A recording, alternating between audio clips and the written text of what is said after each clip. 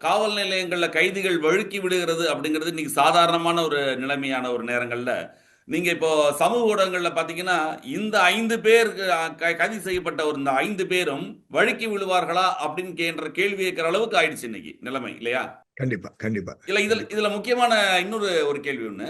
இந்த புகார் பெண்மணி இருக்காங்கல்ல நிகிதா, அவங்க மேல பல்வேறு குற்றச்சாட்டுகள் இப்ப தொடர்ந்து நம்ம பார்த்துக்கிட்டு இருக்கோம், வந்துகிட்டு இருக்கு. இந்த நிகிதாவை இவர்கள் இதுவரைக்கும் ஏன் விசாரணை வளையத்துக்கு கொண்டு வரலன்னு ஒரு கேள்வி வருது. அது ஏன் அது? அதாவது இப்போ அங்க அங்க விசாரணை வந்து இப்போ டிஸ்ட்ரிக்ட் ஜட்ஜ் என்கொயரி தான் நடந்துகிட்டு இருக்கு. ம். வேற யாரும் என்கொயரியில இப்போ இன்வெஸ்டிகேஷன்ல இறங்கல.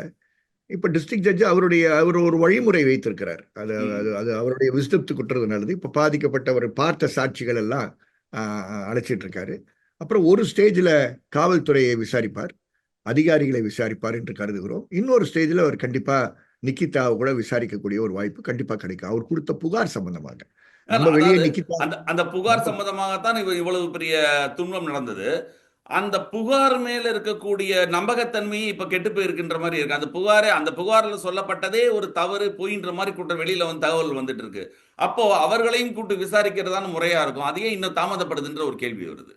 தாமதப்படுத்தலாம். அதாவது 3 நாள் விசாரிச்சுட்டு இருக்காங்க. ம். ஒரு சாட்சியை விசாரிக்க 2.5 மணி நேரம் செலவு பண்றாரு. 2 1/2 ம். ஹவர்ஸ். அப்ப நினைச்சு பாருங்க. எவ்வளவு சிரமங்களோட அந்த இல்ல விசாரணை இல்ல இல்ல நடந்துட்டு இருக்கு. நான் நீதிமன்றத்தை கேட்கல. நான் நான் கேட்கிறது காவல்துறை தரப்புல இருந்து அவங்களே விசாரிக்கலன்னு கேட்கிறேன். காவல்துறை இப்ப கொஞ்ச நாள் சைலண்டா இருக்காங்க. அவங்க ம்ஹ்ம். மிரண்டு போயிருக்காங்க. அதனால அவங்க அதெல்லாம் செய்ய மாட்டாங்க இப்போ. நான் என்ன கேட்கிறேன்னா, காவல்துறை நேற்று வந்து ஏடிஜிபி ஒரு ஒரு கூட்டம் நடத்தி அந்த கூட்டத்தினுடைய மினிட்ஸை வெளியே அனுப்பியிருக்காங்க. ம். எங்கேயாவது இந்த நிக்கிதா சம்பந்தமாக இருக்கக்கூடிய இந்த பழைய வழக்குகளுடைய நிலைமை இன்று என்ன என்பதை வெளிப்படுத்தி இருக்காங்களா? இது ம்ஹ்ம். அவங்க பண்ண வேண்டாமா? ம். வெளிப்படைத்தன்மை இருக்கு ஆட்சியிலேன்னு சொல்லும் போது இந்த ம். புகார்தாரராக இருக்கக்கூடிய நிக்கிதா யார் என்பதை அவர்கள் ஆய்வு செய்வதற்கு எத்தனை நிமிஷம் ஆகும்? ம். ஒரு ஒரு ஏடிஜிபி ஆபீஸ்லயோ ஒரு டிஜிபி ஆபீஸ்ல இருந்தோ திருமங்கலத்தை டிஎஸ்பியை கூப்பிட்டு கேட்டு அந்த ஸ்டேஜில் இது என்ன ஸ்டேஜில் இருக்கு அந்த அம்மாவுக்கு எதிராக இருக்கக்கூடிய 2011-10 போட்ட எஃப்ஐஆர்ஸ் ஏன் அது விசாரணைகள் ஒழுங்கா போகல, அதுல சாட்சியங்கள் ஏதோ குறைபாடா இருக்கு, அரெஸ்ட் பண்ணப்பட்டாங்களா அவங்க போன்ற விஷயம் ஏன் கேட்காம இருக்காங்க?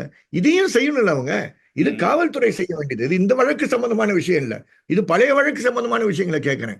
ம். அந்த அம்மா இருக்காங்களா, ஓடி போயிட்டாங்களா, தலைமறைவாயிட்டாங்களா, இதெல்லாம் கேட்க வேண்டியது இருக்கு. ஆனால் இல்ல இப்ப இங்க இப்போ நீதிபதி அவருக்கு சரியான நேரத்துல அதை எடுப்பார்கள் என்று நான் எதிர்பார்க்கிறேன்.